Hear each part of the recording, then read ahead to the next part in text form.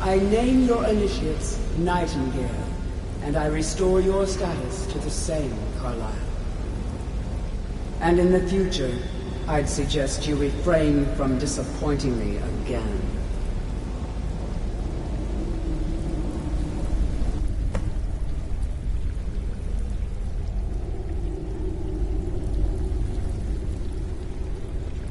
Now that you've transacted the oath, it's time to reveal the final piece of the puzzle to you. Mercer's true crime. Mercer was able to unlock the Guild's vault without 2 keys because of what he stole from the Twilight Sepulchre, the skeleton key. By doing this, he's compromised our ties to Nocturnal, and in essence, caused our luck to run dry. Well, yes, but the key isn't only restricted to physical barriers. All of us possess untapped abilities, the potential to wield great power securely sealed within our minds. Once you realize the key can access these traits, potential becomes limitless.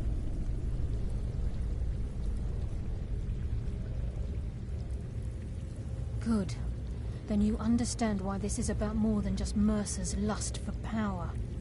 If the key isn't returned to its lock in the Twilight Sepulchre, things will never be the same for the Guild. As time passed, our luck would diminish to the point of non-existence, and whether you know it or not, our uncanny luck defines our trade. Very true. In our line of work, it's quite rare we set out to return a stolen item to its rightful owner. Before we depart, Brynjolf has some business to discuss. I suggest you listen to him. Listen, lad.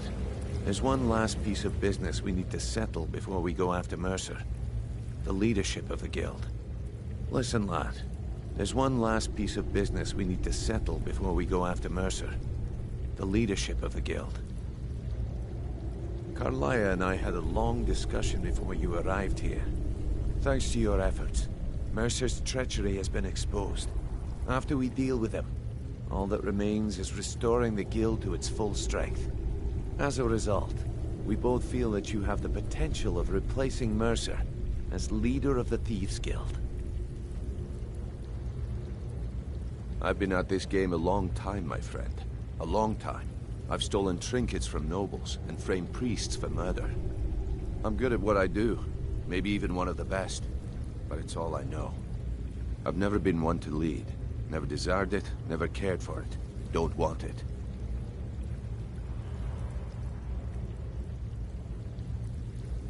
Well, we have a bit of an errand to run before your coronation, so don't get sentimental on me now. Then it's decided. When this is all over and Delvin's contacts assure me that we've regained our footing in Skyrim, we'll handle the details. Until then, we have quite the task ahead.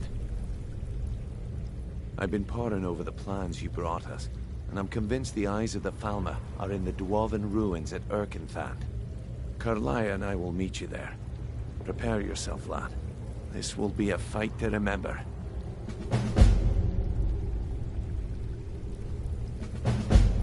Aye, and some of what Carlyle said is starting to make sense.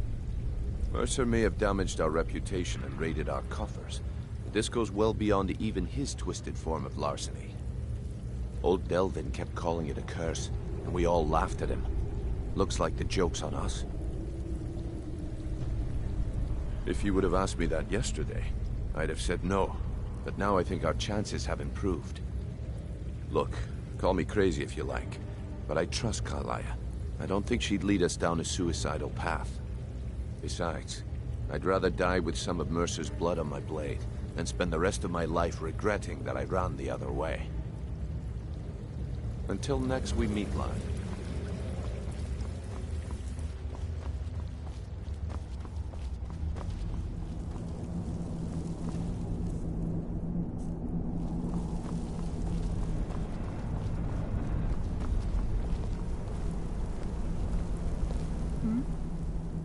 She's the mistress of night and darkness, and the patron of every thief in Tamriel. Nocturnal isn't one for worship and reverence. There are no priests and no sermons, no services, and no arms. She influences our luck, and in return, demands payment.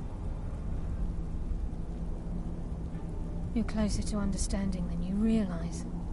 The only difference is she doesn't demand payment in the traditional sense, and sometimes the cost can be quite high. Whether you know it or not, Nocturnal dictates how well we perform as rogues. Again, you have to think differently. Haven't you ever noticed how our luck behaves? Like a novice picking an impossible lock, or a blind man suddenly turning to face you as you reach for his pocket. It's through these subtle means that Nocturnal influences us. Nocturnal's whim is the greatest mystery to everyone. There have been volumes written on the subject. Does she exact payment when we die? When we suffer, does she revel in our misery? No one knows. The return certainly seems worth the risk, though.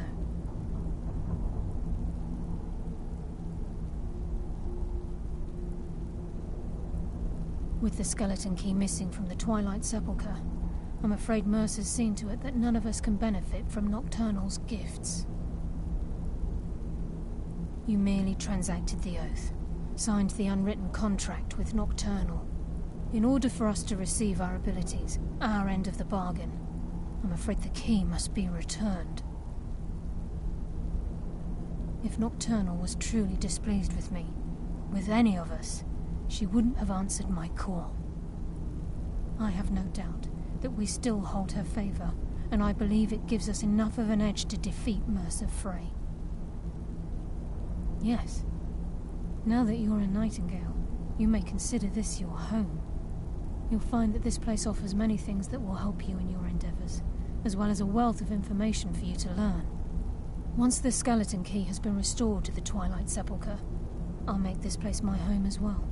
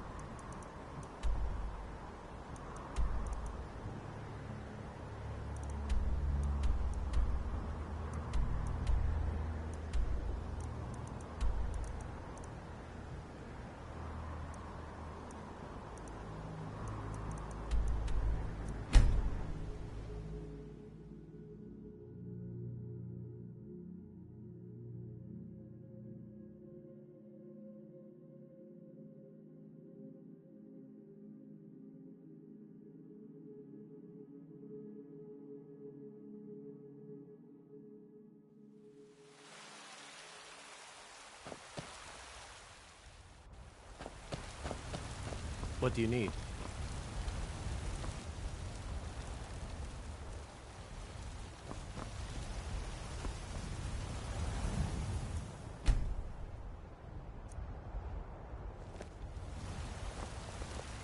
Got some good looking to protect yourself or deal some damage?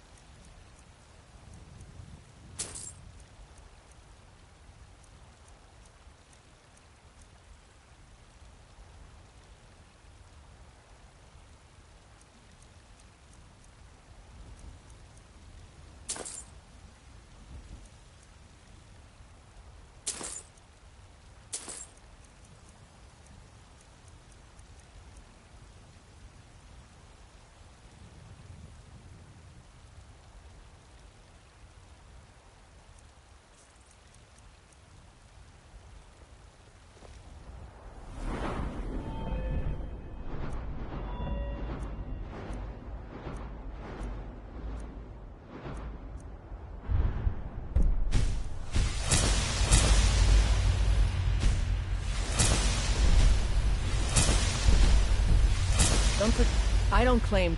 Take a look.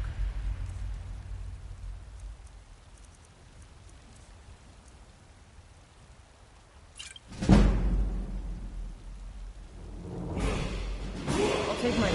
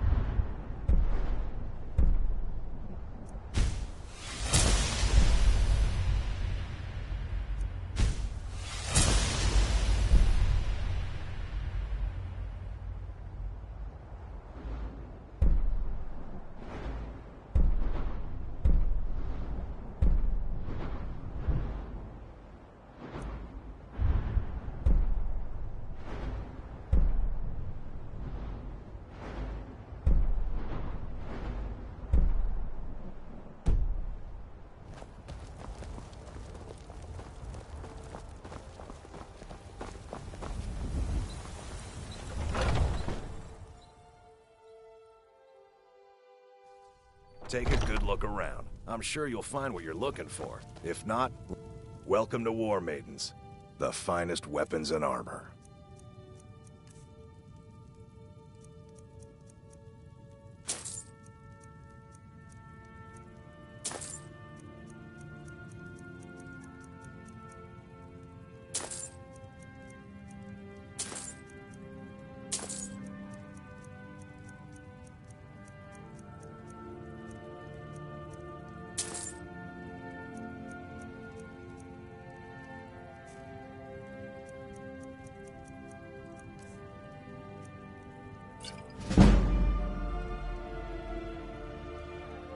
Good doing business with you.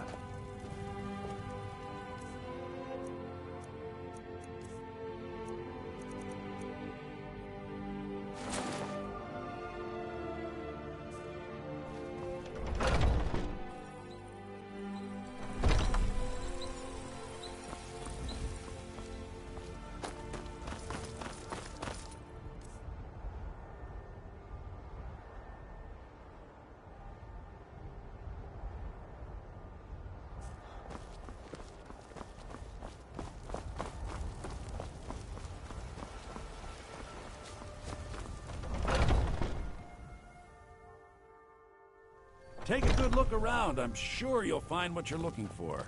If not, let me know. I might have it. Everything's for sale.